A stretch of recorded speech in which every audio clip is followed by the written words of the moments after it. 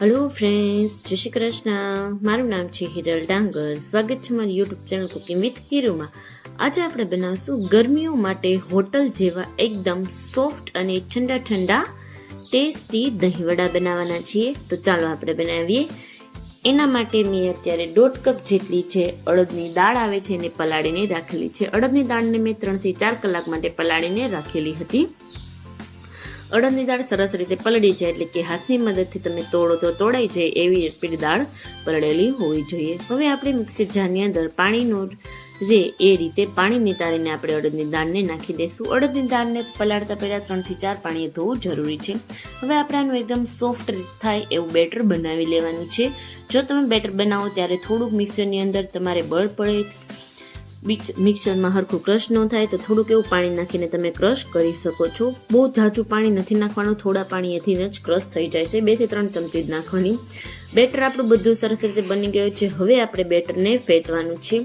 આ એક main point છે કે બેટરને જેટલું તમે ફેટશો, જેટલું બેટર સોફ્ટ થશે, જેટલું બેટર ફૂલશે, એટલા જ તમારા દહીંવડા એકદમ સોફ્ટ અને ટેસ્ટી થશે.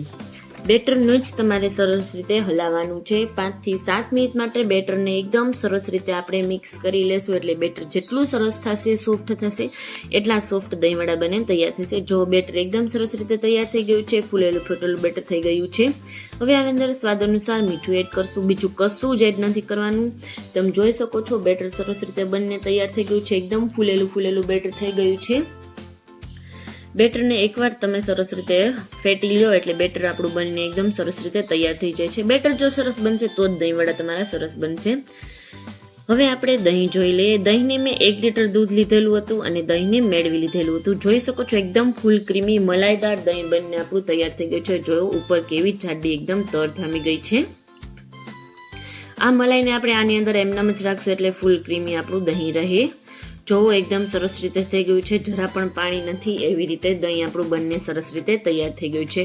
હવે એની અંદર હું અડધા કપ જેટલી ખાંડ એડ કરીશ. ખાંડને સરસ રીતે મિક્સ કરી દઈશું. હાથની મદદથી મિક્સ કરો તો હાથની મદદથી, નહીં તો તમે બ્લેન્ડર પણ યુઝ કરી શકો છો. બ્લેન્ડરની મદદથી જલ્દીથી દહીં તમારું ફેટાઈ જશે અને સરસ રીતે ખાંડ પણ ઓગળી જશે. ખાંડ ઓગાળવી ખૂબ જ જરૂરી છે અને ચાખી લેવાનું કે દહીં તમારું ખાટું તો નથી ને. આ દહીંવડાની અંદર દહીં આપણે મોડું રાખવાની જરૂર છે. ખાટું દહીં ન ચાલે.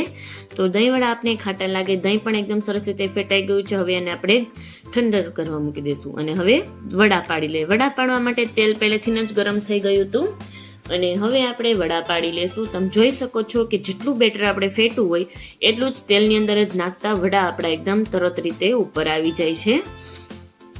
જો બેટર તમારું સરખી રીતે ફેટેલું નહીં હોય તો દહીંવડા જ્યારે તમે આ પાડશો ત્યારે તે વડા છે એ નીચે બેસી જશે. થોડીક વાર થાય પછી જ વડાને ફેરવવાના. એકદમ ગોલ્ડન અને ક્રિસ્પી થઈ જાય ત્યાં લગી આપણે આ વડાને તળી લેશું. 2 થી 3 મિનિટની અંદર જ વડા તળાઈને તૈયાર થઈ જશે. આ ગરમીની સિઝનની અંદર ઠંડા વડા દહીંવડા ખાવાની તો ખૂબ જ મજા આવે છે. હોટલમાં સ્ટ્રીટ ઉપર આપણે ખાતા જ હોઈએ છીએ. એકદમ આ સ્ટ્રીટ ફૂડ છે. ખાવાની બાળકોથી લઈને મોટા લોકોને બધાને પસંદ આવે છે. અને આ ઘરે તમે ઇઝીલી જો દાળ પલાળેલી હોય તો 10 થી 15 મિનિટની અંદર જ બનીને તૈયાર થઈ જાય છે. એકદમ દાળવડા સરસ રીતે થઈ ગયા છે. હવે મેં અડધે તપેલી જેટલું પાણી ભરેલું છે. એની અંદર અડધું મીઠું એડ કરશું, અડધી ચમચી જેટલું.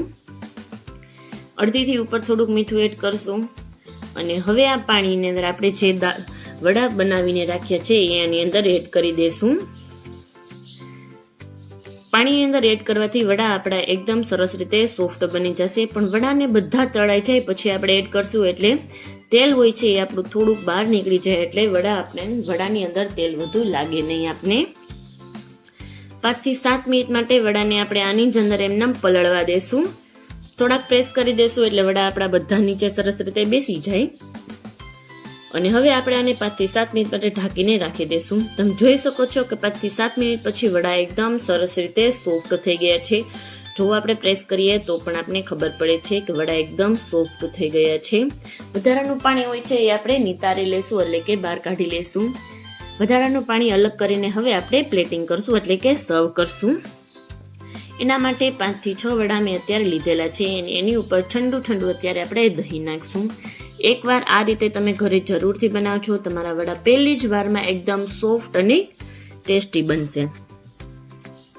ઠંડા ઠંડા હોટલમાં ખાવાની તો બહુ જ મજા આવે છે, પણ આજે તમે આ ઘરે રેસીપી જરૂરથી ટ્રાય કરજો. બહુ જ ટેસ્ટી લાગે છે, ખાવાની ખૂબ જ મજા આવે છે. અમારા ઘરે તો બધાને દહીંવડા બહુ જ પસંદ છે. ઉપરથી થોડુંક આપણે ચટણી, લાલ મરચું પાવડર એડ કરશું અને શેકેલું જીરું એડ કરશું. મેં અત્યારે બહુ જ સિમ્પલ રીતે બનાવેલા છે, કોઈ પણ બીજું વસ્તુ નાખેલી નથી. ચટણી કે આંબલીની ચટણી કે ગળી ચટણી એ કોઈ ચટણી મેં વાપરેલી નથી, સિમ્પલ રીતે બનાવેલા છે. જો તમને મારી રેસીપી પસંદ આવતી હોય તો મારી ચેનલને લાઇક કરજો, શેર કરજો, સબસ્ક્રાઈબ કરજો અને બેલ આઇકન દબાવવાનું ના ભૂલતા કે જેથી કરીને નવા વિડીયો નોટિફિકેશન તમને મળતી રહે. ગરમીની સિઝન શરૂ થઈ ગઈ છે તો તમારા ઘરે જરૂરથી આ ઠંડા ઠંડા દહીં વડા બનાવજો અને મને કોમેન્ટમાં જણાવજો કે તમને આ દહીં વડાની રેસીપી કેવી લાગી. Bye bye friends, thank you friends.